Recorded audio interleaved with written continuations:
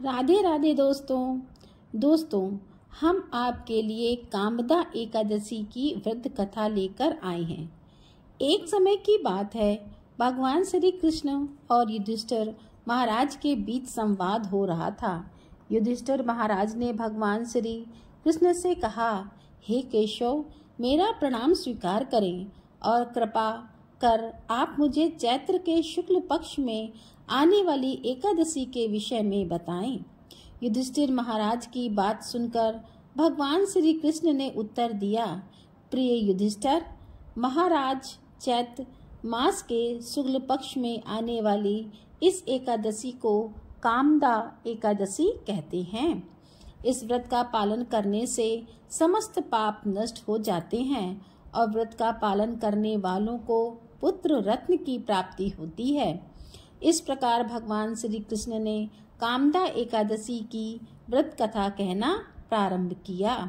अनेक वर्षों पूर्व रत्नपुर नामक गंधर्व और किन्नरों के राज्य में उनके राजा पुंडरीक निवास करते थे। गंधर्व और किन्नरों के इस राज्य में सुख समृद्धि और प्रसन्नता का वास था।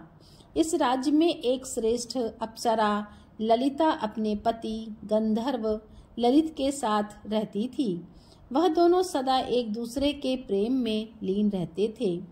एक दिन ललित राजा पुंडर की सभा में नृत्य और गायन प्रस्तुत कर रहा था, परंतु उसके साथ उसकी प्रिय पत्नी ललिता नहीं थी। नाचते और गाते समय उसे ललिता की याद आ गई और उसके पैरों की गति धीमी हो गई। उसकी जीभ लड़खड़ा नहीं लगी। तब सभा में उपस्थित नाग राजाओं में श्रेष्ठ करकोट नाम की एक नाग को ललित के मन का संताप ज्ञात हो गया। उसने राजा पुंडरीक को ललित के पैरों की गति रुकने एवं गायन में गलती होने की बात बता दी।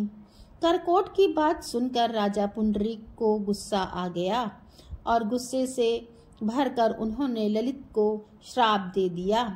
हे मूर्ख, तू मेरे सामने गायन प्रस्तुत करते हुए अपनी पत्नी को याद कर रहा है। मैं तुम्हें नरभक्षी राक्षस बनने का श्राप देता हूँ। महाराज पुंडरीक के इतना कहते ही वह गंधर्व विशाल काय राक्षस बन गया।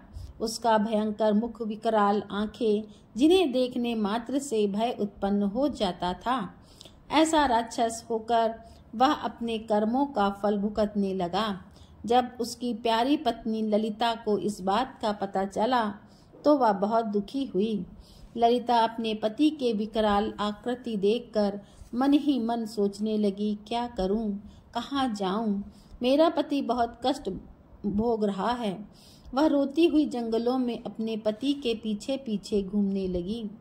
जंगलों में घूमते घूमते उसे एक सुंदर आश्रम दिखाई दिया, जहाँ एक शांत मुनि बैठे हुए थे। ललिता शीघ्र उनके पास गई और मुनि को प्रणाम करके उनके सामने खड़ी हो गई।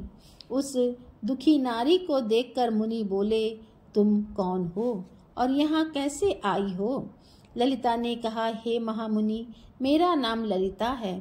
मेरे स्वामी अपने पाप दोषों के कारण राक्षस बनकर घने जंगल में भटक रहे हैं। उनकी यह अवस्था मुझसे देखी नहीं जाती।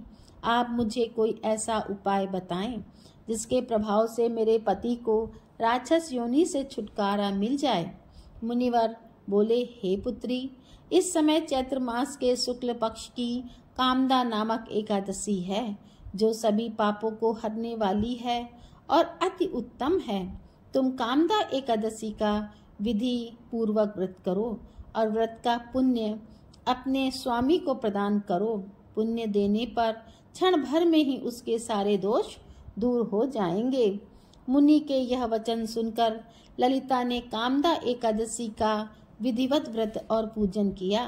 पूजन करने के बाद वह उन्हीं ब्राह्मण ऋषि के समीप गई और अपने पति के उद्धार के लिए यह वचन कहने लगी, मैंने जो यह कामदा एकादशी का व्रत किया है, इसके पुण्य के प्रभाव से मेरे पति को राक्षस योनि से मुक्ति मिल जाए। ललिता के इतना कहते ही क्षण भर में ललित का पाप दूर हो गया और उसने पुनः अपने दिव्य देह को धारण कर लिया।